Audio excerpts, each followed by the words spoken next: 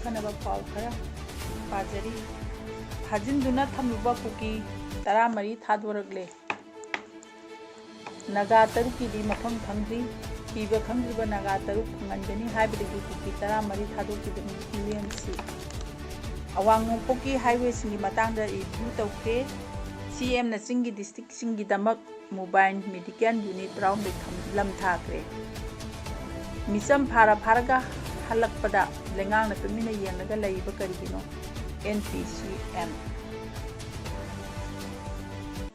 ꯁꯔꯗꯥꯒꯤ ꯃꯤꯔꯦꯞ ꯆꯦ ꯁ꯭ꯀ꯭ꯔꯨꯇꯤꯅꯤ ꯇꯧꯗꯨꯅ ꯑꯌꯥꯕ ꯄꯤꯈ꯭ꯔꯦ꯫ ꯃꯍꯥꯛꯅ MP ꯑꯣꯏꯔꯒꯅꯤ꯫ ꯍꯧꯖꯤꯛ ꯁꯟꯗꯣꯛꯅ ꯄꯥꯎ ꯄꯥꯖꯔꯤ꯫ ꯅꯨꯃꯤꯠ 28ꯅꯤ ꯆꯨꯞꯅ ꯁꯦꯅꯥꯄꯇꯤ ꯗꯤꯁꯇ꯭ꯔꯤꯛꯇ ꯐꯥꯖꯤꯟꯗꯨꯅ ꯊꯝꯂꯨꯕ ꯀꯨꯀꯤ 14 ꯉꯁꯤ ꯅꯥꯒꯥ ꯂꯨꯞꯁꯤꯡꯅ ꯇꯦꯛꯇ ꯀꯥꯏꯗꯅ ꯊꯥꯗꯣꯛꯈ꯭ꯔꯦ꯫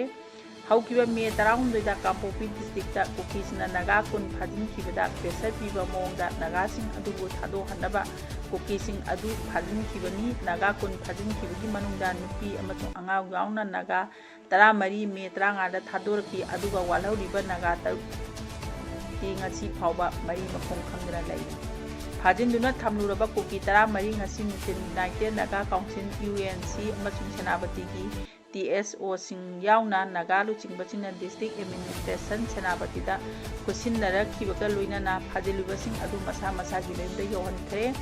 ꯀꯨꯀꯤ ꯅꯨꯄꯥ 14 ꯑꯗꯨ ꯀꯥꯡꯄꯣꯛꯄꯤ ꯗꯤꯁꯇ꯭ꯔꯤꯛꯀꯤ ꯃꯅꯨꯡ ꯆꯟꯕ ꯇꯥꯐꯧꯒꯤ ꯈꯨꯟꯒꯤ ꯆꯤꯀꯤ ꯌꯨꯝꯗ ꯃꯈꯣꯏꯒꯤ ꯏꯃꯨꯡ ꯃꯅꯨꯡꯁꯤꯡꯗ ꯁꯤꯟꯅꯈꯤꯕꯅꯤ꯫ ꯏꯃꯨꯡ ꯃꯅꯨꯡꯒꯤ ꯃꯤꯑꯣꯏꯁꯤꯡꯗ ꯁꯤꯟꯅꯗ꯭ꯔꯤꯉꯩ ꯃꯃꯥꯡꯗ ꯑꯁꯥꯝ ꯔꯥꯏꯐꯜꯅ ꯗꯤꯁꯇ꯭ꯔꯤꯛ ꯍꯦꯜꯊ ꯑꯣꯐꯤꯁꯤꯌꯦꯜꯁꯤꯡꯒ ꯂꯣꯏꯅꯅ ꯃꯦꯗꯤꯀꯦꯜ ꯑꯦꯛꯖꯥꯃꯤꯅꯦꯁꯟ ꯆꯠꯊꯈꯤ꯫ ꯀꯨꯀꯤ ꯏꯃꯨꯡꯁꯤꯡ, ꯁꯤꯚꯤꯜ ꯁꯣꯁꯥꯏꯇꯤ ꯑꯣꯔꯒꯅꯥꯏꯖꯦꯁꯟꯁꯤꯡ ꯑꯃꯁꯨꯡ ꯀꯨꯀꯤ ꯃꯤꯌꯥꯝꯒꯤ ꯃꯍꯨꯠ ꯁꯤꯟꯗꯨꯅ ꯀꯨꯀꯤ MP ꯁꯗꯔ ꯍꯤꯜꯁꯀꯤ ꯄ꯭ꯔꯁꯤꯗꯦꯟꯠ ꯊꯥꯡꯃꯤꯂꯦꯟ ꯀꯤꯞꯒꯦꯟꯅ ꯐꯥꯖꯤꯟꯗꯨꯅ ꯊꯝꯂꯨꯕꯁꯤꯡꯕꯨ ꯇꯦꯛꯇ ꯀꯥꯏꯗꯅ ꯊꯥꯗꯣꯛꯅꯕ ꯍꯣꯠꯅꯕꯗ ꯊꯧꯗꯥꯡ ꯂꯧꯈꯤꯕ ꯂꯅꯥꯏ ꯃꯤꯑꯣꯏꯁꯤꯡ, ꯂꯨꯞꯁꯤꯡ ꯑꯃꯁꯨꯡ ꯑꯣꯊꯣꯔꯤꯇꯤꯁꯤꯡꯕꯨ ꯊꯥꯒꯠꯄ ꯐꯣꯡꯗꯣꯛꯈꯤ꯫ ꯉꯁꯤ ꯊꯥꯗꯣꯔꯛꯈ꯭ꯔꯕ ꯀꯨꯀꯤ 14 ꯑꯗꯨꯗꯤ ꯊꯥꯡꯇꯤꯂꯦꯟ ꯆꯣꯡꯂꯣꯏ, ꯄꯥꯎꯇꯤꯡꯀꯥꯏ ꯆꯣꯡꯂꯣꯏ, ꯂꯨꯁꯩ ꯆꯣꯡꯂꯣꯏ, ꯀꯃꯥꯏ ꯆꯣꯡꯂꯣꯏ, ꯍꯦꯡꯒꯨꯝꯁꯩ ꯆꯣꯡꯂꯣꯏ, ꯂꯨꯇꯤꯟꯂꯥꯟ ꯆꯣꯡꯂꯣꯏ, ꯇꯤꯡꯒꯧꯂꯦꯟ ꯆꯣꯡꯂꯣꯏ, ꯁꯤꯒꯤꯜꯂꯨꯏꯟ ꯆꯣꯡꯂꯣꯏ, ꯁꯤꯃꯤꯜꯍꯥꯎ ꯆꯣꯡꯂꯣꯏ, ꯄꯥꯎꯒꯣꯡꯂꯥꯡ ꯆꯣꯡꯂꯣꯏ, ꯍꯥꯎꯃꯤꯂꯨꯟ ꯀꯤꯞꯒꯦꯟ, ꯂꯝꯒꯧꯂꯦꯟ ꯀꯤꯞꯒꯦꯟ, ꯊꯥꯡꯂꯩꯃꯥꯡ ꯆꯣꯡꯂꯣꯏ ꯑꯃꯁꯨꯡ ꯊꯥꯡꯃꯤꯂꯦꯟ ꯆꯣꯡꯂꯣꯏ ꯀꯧꯏ꯫ ꯃꯔꯛꯁꯤꯗ ꯍꯧꯖꯤꯛ ꯊꯣꯛꯂꯤꯕ ꯏꯊꯅꯤꯛ ꯀꯟꯐ꯭ꯂꯤꯛ ꯑꯁꯤꯗ ꯐꯥꯖꯤꯟꯈꯤꯕꯗꯒꯤ ꯊꯤꯕ ꯈꯪꯗꯅ ꯂꯩꯔꯤꯕ ꯅꯥꯒꯥꯁꯤꯡ ꯐꯪꯍꯟꯒꯅꯤ ꯍꯥꯏꯅ ꯏꯟꯗꯤꯌꯥ ꯒꯚꯔꯟꯃꯦꯟꯠ ꯑꯃꯁꯨꯡ ꯃꯅꯤꯄꯨꯔ ꯒꯚꯔꯟꯃꯦꯟꯠꯅ ꯊꯥꯖꯕ ꯄꯤꯔꯛꯄꯗꯒꯤ ꯐꯥꯖꯤꯟꯗꯨꯅ ꯊꯝꯂꯨꯕ ꯀꯨꯀꯤ 14 ꯊꯥꯗꯣꯛꯈꯤꯕꯅꯤ ꯍꯥꯏꯅ ꯌꯨꯅꯥꯏꯇꯦꯗ ꯅꯥꯒꯥ ꯀꯥꯎꯟꯁꯤꯜ UNCꯅ ꯐꯣꯡꯗꯣꯛꯈ꯭ꯔꯦ꯫ UNCꯅ ꯃꯤꯌꯥꯝꯗ ꯄꯤꯕ ꯁ꯭ꯇꯦꯠꯃꯦꯟꯠ ꯑꯃꯗ ꯅꯥꯒꯥ ꯃꯤꯌꯥꯝ ꯑꯁꯤ ꯖꯁꯇꯤꯁ, ꯄꯤꯁ, ꯈ꯭ꯔꯤꯁꯇꯥꯟ ꯚꯦꯂ꯭ꯌꯨ ꯑꯃꯁꯨꯡ ꯃꯤꯑꯣꯏꯕꯒꯤ ꯍꯛ ꯏꯀꯥꯏ ꯈꯨꯝꯅꯗꯨꯅ ꯂꯥꯛꯂꯤ, ꯂꯣꯏꯅꯅ ꯅꯥꯠꯀꯤ ꯑꯣꯏꯕ ꯅꯥꯒꯥ ꯋꯥꯔ ꯏꯊꯤꯛꯁ ꯉꯥꯛꯅ ꯆꯠꯂꯤ ꯍꯥꯏꯔꯤ꯫ ꯀꯥꯎꯟꯁꯤꯜ ꯑꯁꯤꯒꯤ ꯃꯇꯨꯡ ꯏꯟꯅ ꯐꯥꯖꯤꯟꯗꯨꯅ ꯊꯝꯂꯤꯕꯁꯤꯡꯕꯨ ꯊꯥꯗꯣꯛꯅꯕꯒꯤ ꯋꯥꯔꯦꯞ ꯑꯁꯤ ꯕꯦꯞꯇꯤꯁꯠ ꯋꯥꯔꯜꯗ ꯀꯝꯃ꯭ꯌꯨꯅꯤꯇꯤꯒ, ꯅꯥꯒꯥ ꯆꯔꯆꯁꯤꯡꯒ, ꯅꯥꯒꯥ ꯇ꯭ꯔꯥꯏꯕ ꯑꯃꯗꯤ ꯑꯣꯔꯒꯅꯥꯏꯖꯦꯁꯟꯁꯤꯡꯅ ꯑꯥꯄꯤꯜ ꯇꯧꯔꯛꯄꯒ ꯂꯣꯏꯅꯅ ꯌꯨꯅꯤꯌꯟ ꯍꯣꯝ ꯃꯤꯅꯤꯁꯇꯔ ꯑꯃꯤꯠ ꯁꯥꯍꯅ ꯅꯥꯒꯥꯂꯦꯟꯗꯒꯤ ꯆꯤꯐ ꯃꯤꯅꯤꯁꯇꯔ ꯅꯩꯐ꯭ꯌꯨ ꯔꯤꯑꯣꯗ ꯐꯥꯖꯤꯟꯗꯨꯅ ꯂꯩꯈꯤꯕ ꯅꯥꯒꯥꯁꯤꯡꯒꯤ ꯃꯔꯤ ꯃꯈꯣꯡ ꯊꯤꯅꯕ ꯃꯈꯣꯏꯕꯨ ꯐꯥꯕꯗ ꯆꯦꯠꯅꯕꯁꯤꯡ ꯈꯪꯗꯣꯛꯇꯨꯅ ꯂꯤꯒꯦꯜ ꯑꯦꯛꯁꯟ ꯂꯧꯈꯠꯀꯅꯤ ꯍꯥꯏꯕꯒꯤ ꯊꯥꯖꯕ ꯄꯤꯔꯛꯄꯗꯒꯤꯅꯤ ꯍꯥꯏꯔꯤ꯫ ꯃꯔꯤ ꯃꯈꯣꯡ ꯈꯪꯗꯅ ꯂꯩꯔꯤꯕꯁꯤꯡ ꯇꯦꯛꯇ ꯀꯥꯏꯗꯅ ꯊꯥꯗꯣꯛꯍꯟꯒꯅꯤ ꯍꯥꯏꯅ ꯃꯅꯤꯄꯨꯔ ꯒꯚꯔꯟꯃꯦꯟꯠꯅ ꯑꯥꯄꯤꯜ ꯇꯧꯔꯛꯄ ꯃꯈꯣꯏ ꯀꯗꯥꯏꯗ ꯂꯩꯔꯤꯕꯒꯦ ꯍꯥꯏꯕ ꯈꯪꯗꯣꯛꯅꯕ ꯑꯣꯄꯔꯦꯁꯟ ꯆꯠꯊꯒꯅꯤ, ꯆꯦꯟꯅꯕꯁꯤꯡ ꯐꯥꯒꯅꯤ ꯑꯃꯁꯨꯡ ꯁꯨꯒꯤ ꯒ꯭ꯔꯥꯎꯟꯗ ꯔꯨꯜꯁꯤꯡ ꯅꯤꯡꯊꯤꯅ ꯆꯠꯍꯟꯒꯅꯤ ꯑꯃꯗꯤ ꯃꯈꯣꯏꯒꯤ ꯀꯦꯝꯞꯁꯤꯡ ꯅꯦꯁꯅꯦꯂꯥꯏꯖꯦꯁꯟ ꯑꯃꯗꯤ ꯔꯤꯂꯣꯀꯦꯠ ꯇꯧꯒꯅꯤ ꯍꯥꯏꯅꯁꯨ ꯊꯥꯖꯕ ꯄꯤꯔꯛꯈꯤ ꯍꯥꯏꯔꯤ꯫ ꯀꯨꯀꯤꯁꯤꯡꯅ ꯊꯥꯗꯣꯛꯈꯤꯕꯒꯤ ꯑꯇꯣꯞꯄ ꯃꯔꯝ ꯀꯌꯥꯗ ꯃꯦꯘꯥꯂꯌꯒꯤ ꯆꯤꯐ ꯃꯤꯅꯤꯁꯇꯔ ꯀꯣꯔꯂꯥꯟ ꯀꯦ ꯁꯪꯃꯥꯅ ꯃꯤꯑꯣꯏꯕꯒꯤ ꯃꯤꯅꯨꯡꯁꯤ ꯌꯦꯡꯂꯒ ꯐꯥꯖꯤꯟꯈꯤꯕꯁꯤꯡ ꯈꯨꯗꯛꯇ ꯀꯟꯗꯤꯁꯟꯌꯥꯎꯗꯅ ꯊꯥꯗꯣꯛꯅꯕ ꯑꯥꯄꯤꯜ ꯇꯧꯔꯛꯄꯅꯤ ꯍꯥꯏꯔꯤ꯫ ꯅꯥꯒꯥ ꯚꯤꯂꯦꯖ ꯒꯥꯔꯗ ꯅꯣꯔꯗꯔꯟ ꯀꯃꯥꯟꯗꯅ ꯁꯤꯟꯗꯨꯅ ꯊꯝꯂꯤꯕ ꯀꯨꯀꯤ 14ꯕꯨ ꯊꯥꯗꯣꯛꯅꯕ UNC ꯑꯃꯁꯨꯡ ꯅꯥꯒꯥ ꯄꯤꯄꯜꯁ ꯑꯣꯔꯒꯅꯥꯏꯖꯦꯁꯟ ꯁꯦꯅꯥꯄꯇꯤꯅ ꯁ꯭ꯇꯦꯠꯍꯣꯜꯗꯔꯁꯤꯡꯒꯁꯨ ꯋꯥ ꯇꯥꯟꯅꯈꯤ꯫ ꯐꯥꯖꯤꯟꯗꯨꯅ ꯊꯝꯂꯤꯕꯁꯤꯡꯗꯨ ꯀꯟꯗꯤꯁꯟ ꯑꯃꯠꯇ ꯌꯥꯎꯗꯅ ꯊꯥꯗꯣꯛꯂꯒ ꯍꯧꯈꯤꯕ ꯇꯥꯡ 1ꯗ ꯅꯥꯒꯥ ꯑꯦꯔꯤꯌꯥꯁꯤꯡꯗꯒꯤ ꯅꯥꯒꯥ ꯁꯤꯚꯤꯜ ꯁꯣꯁꯥꯏꯇꯤ ꯃꯤꯑꯣꯏꯁꯤꯡꯒꯤ ꯊꯧꯔꯥꯡ ꯇꯧꯈꯤꯕꯗꯨ ꯂꯩꯈ꯭ꯔꯦ ꯍꯥꯏꯔꯤ꯫ ꯊꯥ ꯑꯁꯤꯒꯤ 6ꯇ ꯑꯣꯜ ꯃꯅꯤꯄꯨꯔ ꯅꯥꯒꯥ ꯁ꯭ꯇꯨꯗꯦꯟꯠꯁ ꯑꯦꯁꯣꯁꯤꯌꯦꯁꯟ, ꯃꯅꯤꯄꯨꯔ ꯑꯥꯔꯠꯁꯝ ꯑꯃꯁꯨꯡ Naga Women Uniongi Luching Yauba UNCP Presidential Council gi atuba mifam ama pangthokna phajinna thamlibasing thadorunaba khanakibaga loinana mot amata woina ayaba pikhi hairi UNC gi miron asina ngasigi matung ina Manipur government na tha sigi teta ayuk UNC da mari makhong khangdana laiba natraga thajinna leibasing state ya hondana state khangandana lokapa yaba thabak lokhali amasung pungni puni pangi manungda sinagani hainasu khangan ki hairi maikei kikyadgi thajaba kaya pirakhiba asidagi lokhapa yaba thabakching lokhatlaga ngasi June 8 gi nungthim pung 2 rom taba matamda kuki tamari tekta kaidana thadokibani makhoibu district administration sinawati amasung Manipur police da sinagadabani hairi hauji makhatana National gi oiba pau pajari India na Israel amasu Iran da leiba India masasingda mising nasingna leinaba khangan khre India na ngarang ni thokaba numita Israel amasu Iran da leiriba leiba asigi miyam da housing nongna leiba ani asigi marakta khuthongna ragliba asidagi oiragliba security gi tangdu leita da ba phibam asida mitna singna amasu mathau ta dana chathukachin tawdanaba section wa thamkhre Iran na hokiba numaijing numiki numidang wairamda Israel gi mafang kaya da ngakpo phangna misai jing kapsilaki masi Israel na Birki Southern thangba sarukta karigumba makhal section thorang thamba taw wafam thamba tawdana attack tawkhiba matungdagi ni Iran gi attack adugi matungda amu Israel na central amasung western Iran da makhatana strike chatharaki hauji result asida oiraliba phibam asina leba ani asi da leiba SMB singna anauba India masa punamak Iran da chattanaba khangan khre haina Iran da leiba India gi assembly na action thadorakpa waron amada haiki hauji Iran da leiriba India macha singbu aphangba transport ki upai ama sinaraga leiba asidagi tholonaba pokta piri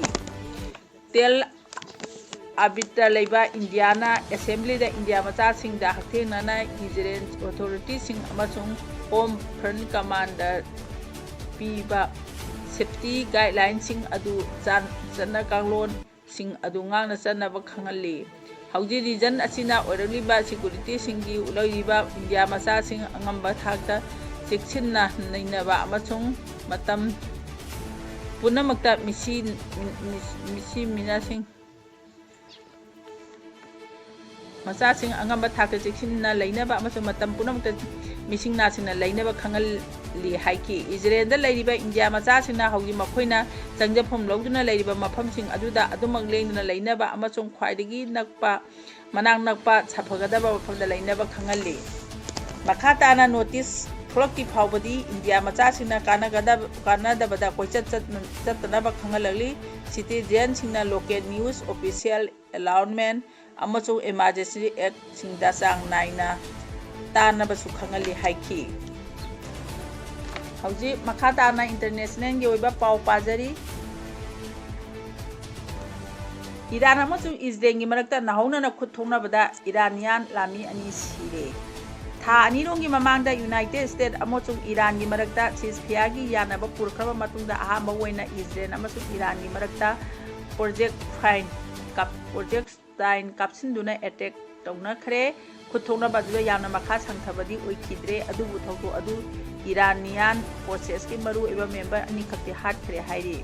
yamna arubu phim da khuthongna rakpadagi Israel di authority ga wa tanaraba matungda USS ga Iran ga paw phomna duna Iran na missile ka pa toklabadi Israel su attack tawba tulagani haina khangan ki hairi Lebanon da base tawba na Iran gi puksi terrorist group Hezbollah gi mathakta Israel ga military action yamna naksin ki badagi Iran na Israel da missile attack tawkibani Israel gi sar kyada target tawna Iran na missile maron kaya kapsil khraba matungda Israel ti military singbur Iran gi central masung nungchup lamdam akan ba air strike tawki in Iranian state ꯇꯦꯂꯤꯚꯤꯖꯟꯒꯤ report ꯃꯇꯨꯡ ꯏꯟꯅ capital Tehran ꯑꯃꯁꯨꯡ ꯑꯇꯩ ꯁꯤꯇꯤꯁꯤꯡꯗ ꯏꯖꯔꯦꯜꯒꯤ ꯁꯤꯇꯤꯁꯤꯡꯗ ꯄꯣꯛꯈꯥꯏꯕꯗꯒꯤ ꯊꯧꯗꯣꯛ ꯀꯌꯥ ꯊꯣꯛꯈꯤ ꯍꯥꯏꯔꯤ꯫ ꯏꯖꯔꯦꯜꯒꯤ attack ꯑꯗꯨꯗ ꯃꯔꯝ ꯑꯣꯏꯗꯨꯅ ꯏꯔꯥꯟꯒꯤ ꯏꯃꯥꯝ ꯈꯣꯃꯩꯅꯤ ꯏꯟꯇꯔꯅꯦꯁꯅꯦꯜ ꯏꯌꯥꯔꯄꯣꯔꯠꯁꯨ ꯊꯤꯡꯖꯤꯟꯈꯤ꯫ ꯏꯔꯥꯟꯒꯤ ꯃꯥꯔꯁꯍꯔ ꯁꯤꯇꯤꯗ ꯂꯩꯕ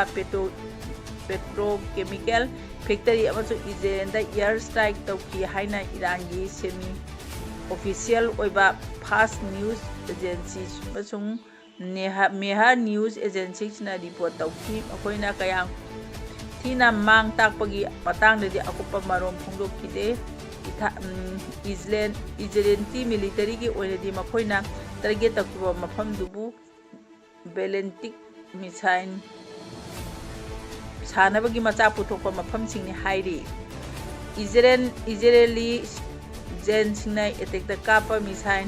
ꯂꯣꯟꯁꯤꯡꯕꯨ ꯊꯨꯒꯥꯏꯈꯤ꯫ ꯑꯇꯩ ꯊꯨꯒꯥꯏꯈꯤꯕ ꯁꯥꯏꯠꯁꯤꯡꯒꯤ ꯃꯔꯛꯇ ꯃꯤꯁꯥꯏꯜ ꯄꯩꯐꯝꯁꯤꯡꯁꯨ ꯌꯥꯎꯈꯤ ꯍꯥꯏꯔꯤ꯫ ꯂꯦꯕꯅꯟꯒꯤ ꯀꯦꯄꯤꯇꯦꯜ ꯕꯦꯔꯨꯠꯀꯤ ꯈꯥ ꯂꯝꯗꯝ ꯏꯖꯕꯣꯂꯥꯒꯤ ꯁꯥꯏꯠꯁꯤꯡꯗ ꯏꯖꯔꯦꯜꯅ ꯏꯌꯔ ꯁ꯭ꯇ꯭ꯔꯥꯏꯛ ꯇꯧꯕꯗꯒꯤ ꯏꯔꯥꯟꯅ ꯁꯤꯖꯐꯤꯌꯔ ꯊꯨꯒꯥꯏꯗꯨꯅ ꯏꯖꯔꯦꯜꯗ ꯃꯤꯁꯥꯏꯜ ꯀꯥꯞꯁꯤꯜꯂꯛꯈꯤꯕꯅꯤ꯫ ꯏꯔꯥꯟꯒꯤ ꯑꯦꯇꯦꯛ ꯑꯗꯨꯗ ꯁꯦꯟꯇ꯭ꯔꯦꯜ ꯏꯖꯔꯦꯜꯗ ꯁꯥꯏꯔꯦꯟ ꯈꯣꯡꯗꯨꯅ ꯏꯌꯔ ꯗꯤꯐꯦꯟꯁ ꯁꯤꯁꯇꯦꯝ ꯉꯥꯛꯊꯣꯛꯅꯕ ꯍꯣꯠꯅꯈꯤ꯫ ꯏꯔꯥꯟꯒꯤ ꯄꯦꯔꯥꯃꯤꯂꯤꯇꯔꯤ ꯔꯤꯚꯣꯂꯨꯁꯅꯔꯤ ꯒꯥꯔꯗꯅ ꯄꯥꯡꯊꯣꯛꯈꯤꯕ ꯃꯇꯨꯡ ꯏꯟꯅ ꯏꯖꯔꯦꯜꯒꯤ ꯃꯤꯂꯤꯇꯔꯤ ꯕꯦꯖ ꯑꯅꯤꯗ ꯇꯥꯔꯒꯦꯠ ꯇꯧꯗꯨꯅ ꯃꯤꯁꯥꯏꯜ ꯑꯦꯇꯦꯛ ꯇꯧꯈꯤꯕꯅꯤ ꯍꯥꯏꯔꯤ꯫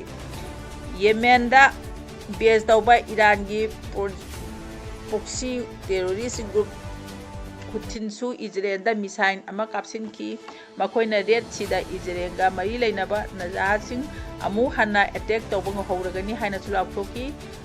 ꯍꯨꯊꯤꯅ ꯀꯥꯞꯁꯤꯟꯈꯤꯕ ꯃꯤꯁꯥꯏꯜ ꯑꯗꯨ ꯏꯖꯔꯦꯜꯒꯤ ꯏꯌꯔ ꯗꯤꯐꯦꯟꯁ ꯁꯤꯁꯇꯦꯝꯗ ꯊꯨꯒꯥꯏꯈꯤ ꯍꯥꯏꯔꯤ꯫ ꯍꯧꯖꯤꯛ ꯅꯍꯧꯅꯅ ꯄꯥꯖꯔꯤꯕ ꯄꯥꯎ ꯃꯇꯥꯡꯁꯤꯗ ꯂꯣꯏꯁꯤꯟꯖꯔꯦ꯫ ꯃꯌꯥꯝꯕꯨ ꯑꯃꯨꯛꯀ ꯍꯟꯅ ꯈꯨꯔꯨꯝꯖꯔꯤ꯫